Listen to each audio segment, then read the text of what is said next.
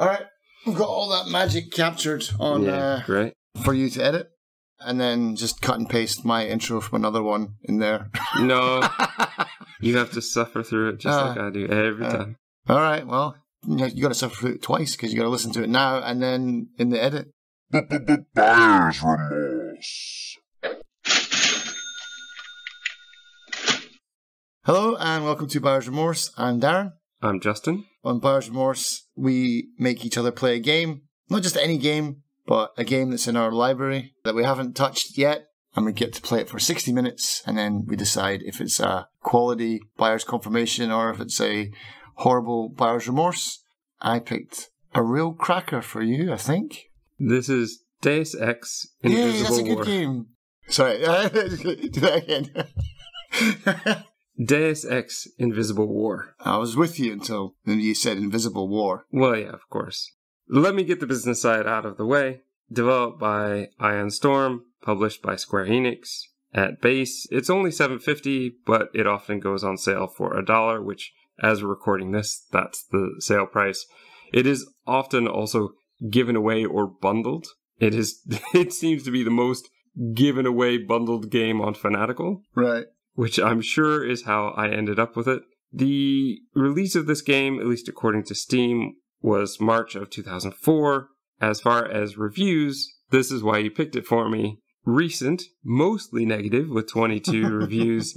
Overall, mixed with 1,413. So it's mixed, is it? Okay. Yeah, overall mixed. I'm a bit confused by that. I suspect some of the earlier reviews were nicer than the more recent reviews, which is why recent, mostly negative, and overall mixed. I wonder what they changed, maybe. Maybe they changed something around and people got angry. The reason I wanted you to play this was because I don't... Because I've got this as well, and I like the Deus Ex games, but I've just heard nothing but bad news about this. The only other game in the series that I've played, I think, was Human Revolution. Well, Mankind Divided?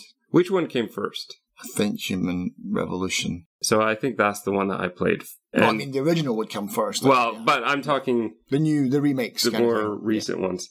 I didn't really like it. I thought I would, in every way that you would think I would like it, I should. Mm-hmm. But there's something about the way the game is designed just didn't work for me. And maybe I'll give it another try at some point, but I ran into just so many problems. And not bug problems with that one, but actual gameplay problems. I had maps that just baffled me as to how to beat this one, because there's stuff you can do in stealth, stuff you can do in combat. I guess what confuses me is how a game like Dishonored works so well for me, but that game did not. Mm-hmm. When they are a similar style, I can stealth until I get caught, and then I can try to shoot my way out. This isn't like a Hitman game where there are many maps where you have to stay hidden the whole time, or either you lose because that's the rule of the map, or you lose because 4 billion people will appear. Yeah. It's not like that. There were just some maps in that game where the combat seemed so impossible to me. Yeah. And I'd have to start back so far, and I was having to do it over and over again. And then my first playthrough, I didn't emphasize hacking.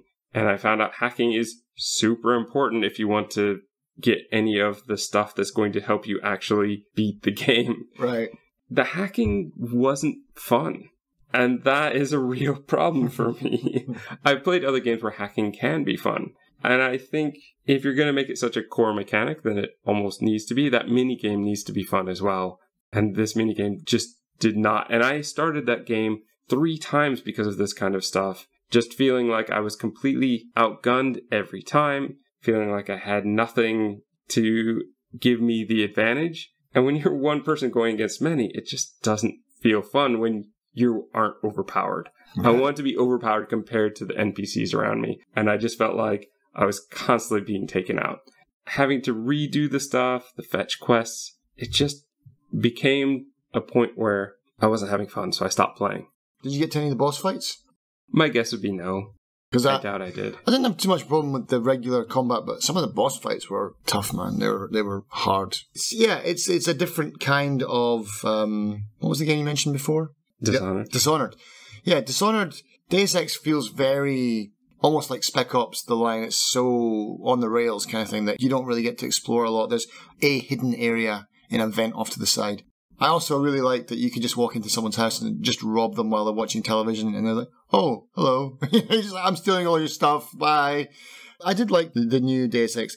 I didn't like it as much as the original. I love the original. So you did play the original Deus Ex? Yeah, and it's dated today. It's those like wrapped around cylinder faces and stuff, but it had a really good story, and it was awesome. It was really good. But you didn't play this one. I didn't because I heard it was awful.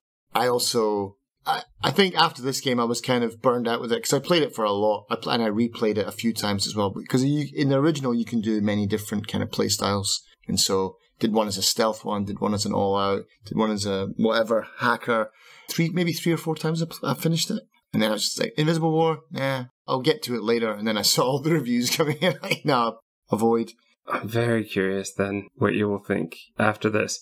I can pretty much guarantee you won't play it, but it doesn't necessarily have to do with the gameplay, at least not within the first hour. Okay. There's something else, but I want to get to that right at the end. The game starts off with a cutscene. A man in a helicopter is carrying this container of a giant blue liquid, I think. I can't remember if the liquid was blue or purple, but anyway, there's a lot of voiceover that seems to be happening. And even if it's not voiceover, it feels like it's voiceover because you have these characters talk to each other, but they're talking to each other as you see all these other things. So it's a cutscene with many different, it's a montage of scenes. There's a facility evacuating. There's a terrorist who arrives in the city with a small vial of this purple stuff. He cowers and breaks it or opens it, and it spreads over him and then over everything, and it just destroys everything in its path. There is a recruit who is our character, who we're going to notice has purple eyes. So clearly, I think those things are meant to be connected. She is going to... Well, actually, I think you get to choose if you're a man or woman. Okay. You escape in a helicopter, and it's going to land in Seattle. So this is where you're going to choose your face, which you only have male and female, and then 3 color types, basically. Okay. That's your choice of character. Difficulty, one of them is realistic, which I guess is going to be as soon as you get shot once you die. Oh my god. I, of course, chose normal. I wanted to see what the normal looked like. Here's something that's really bad about the game, and everybody has mentioned it in all the reviews, and there are a ton of other places like Reddit where when I looked up this problem, it's all over the place. So clearly everybody is experiencing this problem. Anytime that there is a cutscene or you're switching maps or something's loading, you'll all of a sudden get a moment where the game seems to disappear. And you're now looking at, well, because I loaded it up on Steam, I'm now looking at my Steam page, and then the game will come back again. Okay. I've never even seen that problem before. There are also some times where I guess it's a white screen. I wasn't getting that. I was always getting this, I see Steam, and it looks really weird, which again, I'll get to at the end. But every time. I think I know where this is headed. The controller didn't work. Well, it did work at the beginning through some of the menu, but then during the game, it didn't work. So already, you're now on a reduced quality for me because any game that's run and gun type of game, I just hate doing it with keyboard and mouse. It just feels so awkward to me and clumsy. I don't like using WASD to get around when I'm trying to do a gun battle, especially if you have the option to move around and strafe and things like that. And for me, control, it just always works a little bit better. Aiming is faster. Yeah. With the mouse, yes, but the moving around always feels better with a controller for me. We are Alex D, I guess because Alex works no matter your gender. We're going to start off in the bedroom. There are a few things you can interact with here, one of which being a basketball, which the first time I threw it at the bed, and it just stopped right on the bed. The basketball physics in this game are so weird because a lot of times the ball will just stop or it will just fly as though you're using a cyborg arm and you're just throwing it with super strength and speed. Like a dodgeball. Yeah. So what wins then? Basketball physics in Invisible War or A Way Out?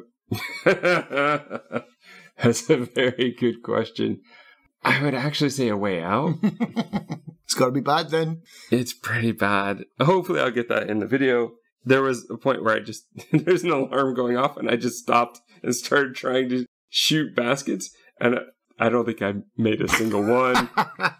And the ball just, I think A Way Out, one of the problems was the ball got away from us too often. Yeah. This one, like the ball just stops in a way that does not seem natural and doesn't work. And also, because you're throwing it with this super dodgeball speed, it doesn't do a proper arc to get into the hoop or anything.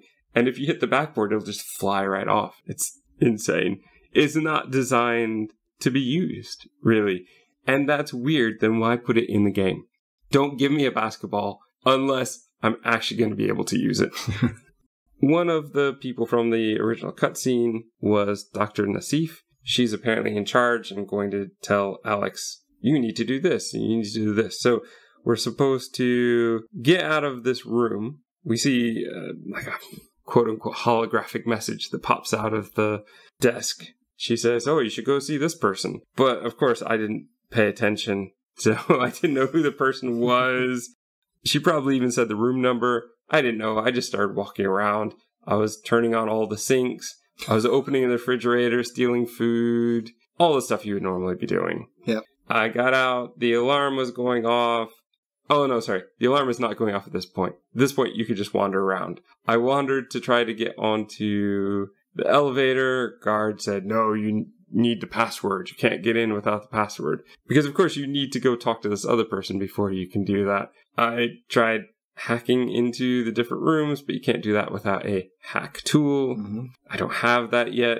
So I just had to go talk to Billy, and she gives us the code for the room. Then we're supposed to go to Recreation. So at this point, it's pretty straightforward, but it all feels like it takes a long time. And I'm not sure why at this point. Probably because I'm messing around most of the time. Right. If I had gone straight to Billy's room and then to the elevator and not tried to explore it all, it would have been really fast, but I was messing with everything.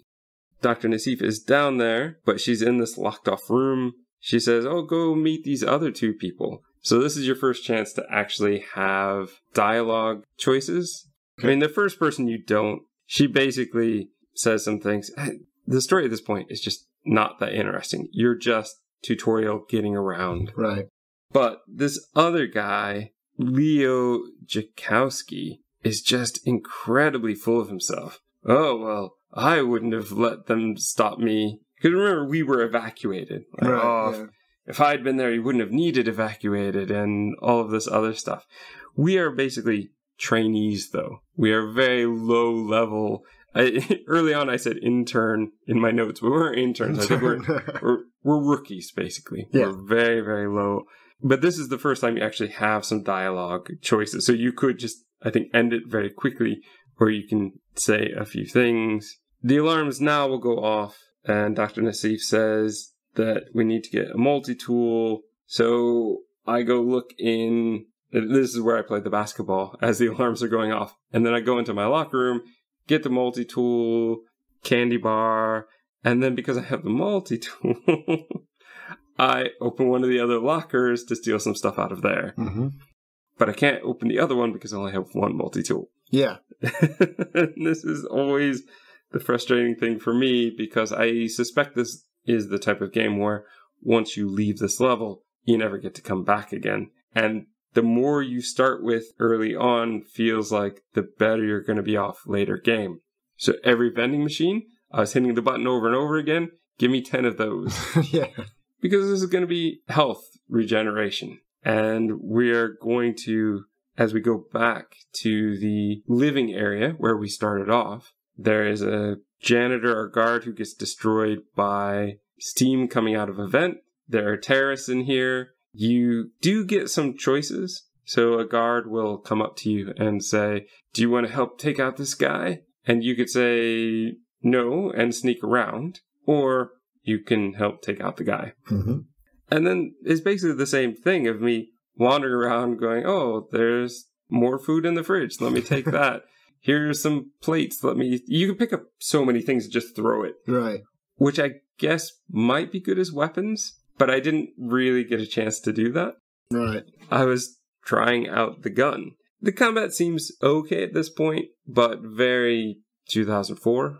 The look of the game, it seems a bit rough even for 2004, but maybe my memory is not as good on what 2004 is. Well, 2004, I think, was Half-Life 2. Yeah, but I haven't played Half-Life 2 yet, so I'm not sure exactly what that would be.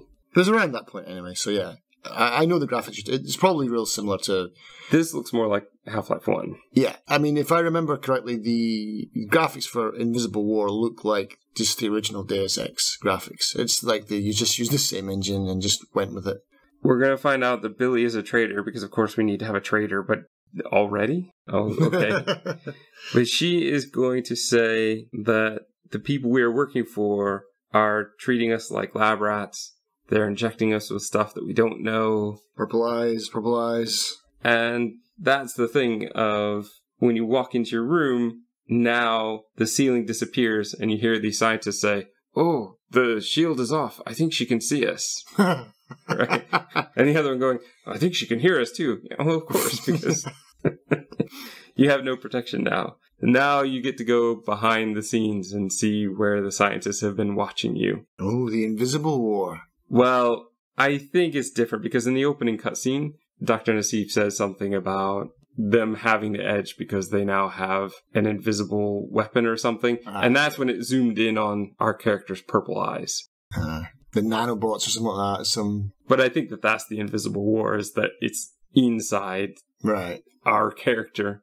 After this, I get to walk into a biomod facility, and welcome to reading. This is a bit like System Shock 2, but not quite as intensive.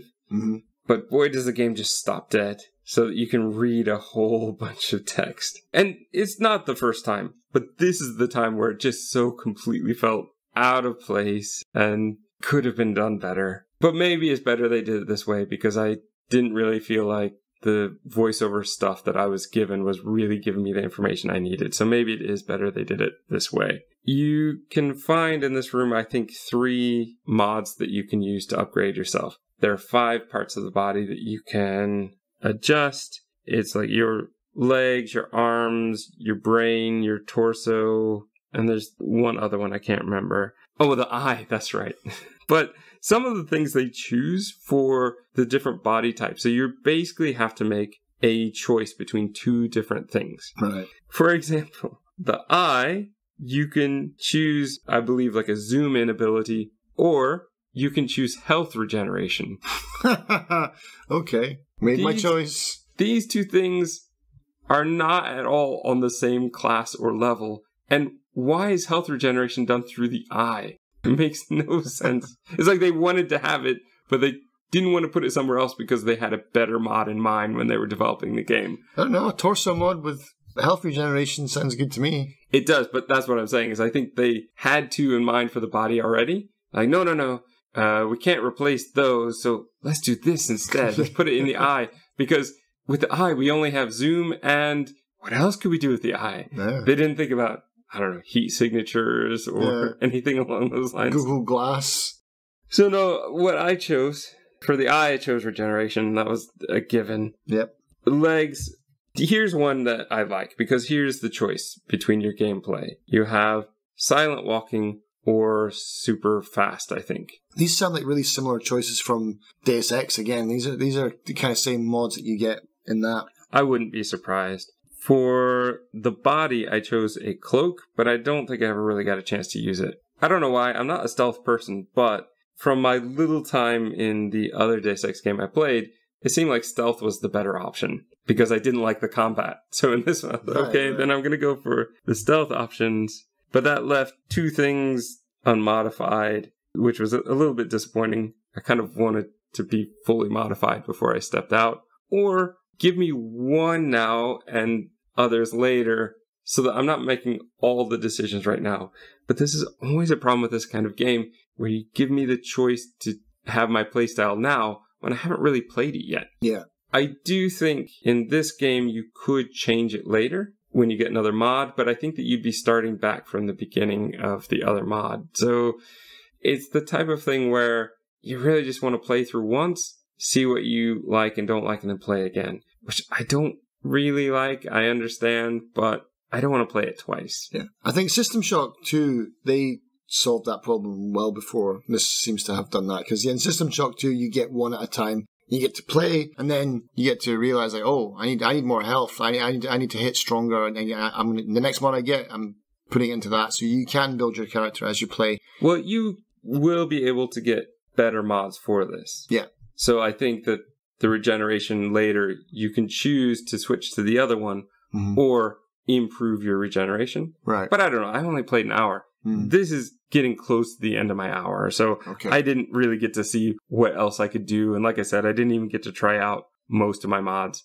Actually, I do think I tried the cloak one once because in the very next room, there are some scientists who are saying, oh, the terrorists are here. We need to get out. But our security measure also keeps us in. Great planning. There's a laser beam that we have to deactivate. So there are a few different ways to do it. I think you could use a hack tool to maybe get through, or maybe get around through the vents, or you could just blow the whole thing up. Also in this room is a black market mod. So for every one of your body parts, you could instead choose a black market mod. You can't have both, but these black market mods do other things, like allow you to control drones, and I forget what the other things were, but that's the one that I chose to do with it. But I never got to a drone, so I don't know how well that works. Seems like a good idea, though. Yeah, it does. I do think my cloak was on because one of the scientists got shot, and they seem to not be shooting at me. So I was cloaked until you start shooting. So once I started shooting at the terrorists, then they're shooting at me. Yeah. There were only a couple of them. This part wasn't very difficult, but then I had to get rid of the laser, and I think I'd already used my multi-tool, so I wasn't really sure what to do. Damn, I shouldn't have opened that stupid locker. No, I should, because it gave me a grenade or something useful. Okay. I think you said a granola bar. It gave me something like that, too. Okay. But there was something that was in the room that said, oh, this is very volatile. I thought, oh, great, I can just throw this. I'll pick up this box and throw it. And so I did, but then I think I blew all of us up. So that ended that one. And the checkpoint was back before I started doing the mods again. Oh, wow. So it wouldn't take long to redo, but it took so long the first time because I had to read through everything that I was not happy about starting at that point. And I was quite happy that that was the end of the hour. Like, okay, great. It's the end of the hour. Done. I'm not doing this level again. Yeah. At least not now. And here comes the worst thing, because I closed the game. Yep. And when I closed the game, my desktop was huge. Yeah. I knew this was coming. And I didn't know what to do. Couldn't figure it out. My girlfriend had been watching me play this game. She thought, because this had happened to her before, that it was now in safe mode, as we were finding out ways to deactivate safe mode. But in retrospect, I don't think it was safe mode. But what the game does is it messes up your entire resolution. It chooses a resolution that's way lower. Like 600, 800, I think. It is something like that. Yeah. And when I reset it, all of my icons were in a completely different completely messed up. Yeah. This is why, to answer your next question, I will not play the game again because I never want to have to deal with that again.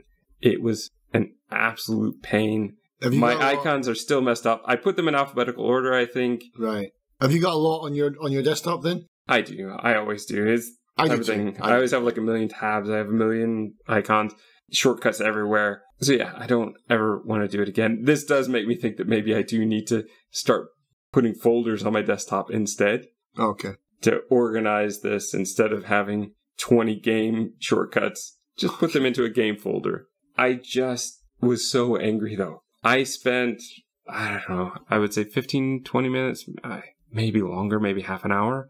Jeez, fixing it. Because we didn't know what the problem was. And the thing is, you're trying to restart it. Now, I could fix it now much faster. You should have called me up, man. I've had that problem before. If it's just a right click on the desktop and then you go to monitor or something like that. It's one of those settings and you just click it back to normal and then it should go back. But that's easy, but I've had it before where it's now my folders are not where they should be. That's what happened this time. And I do not want to deal with that again. I hate that. The original Myst... I saw you bought the real Myst. That's a good call because the original Myst asks you. I totally forgot to tell you this. This is one reason why you shouldn't buy the original one is because you've got to install like the original QuickTime and it messes up all of your system. It's so bad. And then basically, it will drop your resolution to nothing. And then when you come back to your desktop, it's just like everything's all over the place. So good call for that. So that would have been a fun 30 minutes. It wasn't. So it was an hour and a half you spent on this game. Pretty much, yeah. So I own this game. Do you think I would like it at least? You like the first one. Yeah. I think that there's a good chance that you'll like it if you like the first one, but you need to be in a real nostalgia trip because it doesn't look great. I think the story is probably going to be pretty weak. The physics are going to be a bit weird. The mods could be good. It could be interesting, but it just feels dated to me. And the fact that it messes up my screen, I don't want to deal with. If you don't mind that, then give it a try. I do mind that part. If there's a way to stop that from happening, then maybe I'd do it. But well, there might be. Enough people have played this that maybe there's a patch for it. There's definitely a patch for the cutting in and out of your desktop. Yeah, the way that it was doing that between every loading. There are people who have fixed that. So great, but you're not typically the type of person who wants to mess with the game. No. If it's not working, it's not working. Yeah. So that one, that's up to you. Yeah, fair enough. Would you recommend this to our listeners then? Yeah, I can't recommend them. I can't recommend it because of that. Yeah. Like that end part. The other part is boring. I didn't really get out of the tutorial. That's not great for this kind of game within the first hour. I want to feel like I'm playing it, and I didn't really feel like I did. And there's not enough here to make me really want to jump in. If I want to do first-person shooting with modifications and powers, I'll jump back into BioShock again. I would rather play that again than play this one. And so, tags? I said reading. I don't think that this would be true of most of the game, but certainly the tutorial, that first hour, it's just nothing. It's not as bad as System Shock 2, but it was enough text that I was a bit irritated. So reading, modification, not so much as far as community mods, but just you get to modify, you get to make choices as to what character development you have and your gameplay style. So would you say like maybe Cyberpunk? Well, it definitely would fit that, yeah. So I guess if that fits better than Cyberpunk. And odd physics. Dodgeball, basketball. Fair enough. So, are you happy that you got this for $1? I think the game itself is probably worth that, but the hassle of having to mess with your resolution every time you finish the game is definitely not worth it, and that's definitely going to be a remorse. There's remorse! I don't think I'll be experimenting with that now that I know that.